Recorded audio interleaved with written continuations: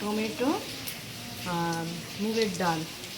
প্রথমে আমি তেজপাতা, পাঁচফোড়ন আর শুকনো লঙ্কা দিয়ে দিলাম। চালটা ভালো করে ধুয়ে নিচ্ছি, গোবিন্দভোগ চালটা এই কড়াতে দিয়ে দিলাম। নাড়বো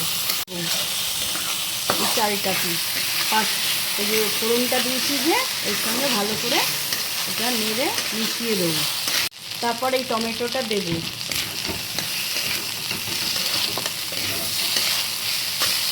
নাড়া হয়ে গেল, এবারে ডালটা দেব।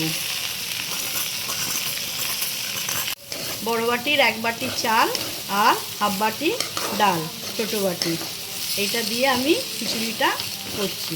তারপরে আমি নুন দিলাম এই খিচুড়িটার মধ্যে।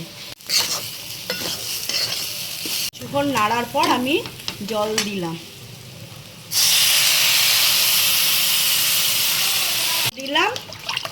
দিয়ে কিছুক্ষণ এই খিচুড়িটা ফুটুক। তারপরে আমি ফুলকপিটা আর একটু আদা বাটা দেব। 10 মিনিট হয়ে গেছে, অনেকটাই সিদ্ধ হয়ে এসছে। এবার আমি ভাজা ফুলকপিটা দিয়ে দেবো।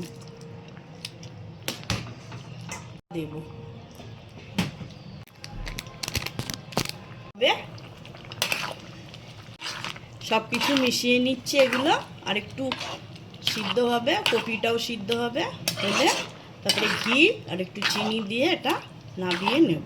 হয়ে গেছে, এবার আমি ঘি দিলাম।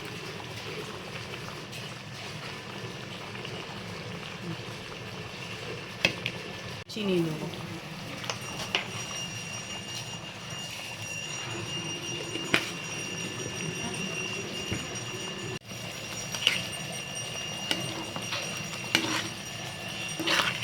এই খিচুড়ি আমার হয়ে গেছে। যদি আপনাদের এই খিচুড়িটি ভালো লাগে দেখে আপনারা বলবেন, তাহলে আমার এই ভিডিওটা দেখে বলবেন, আপনারা লাইক, শেয়ার, সাবস্ক্রাইব করবেন।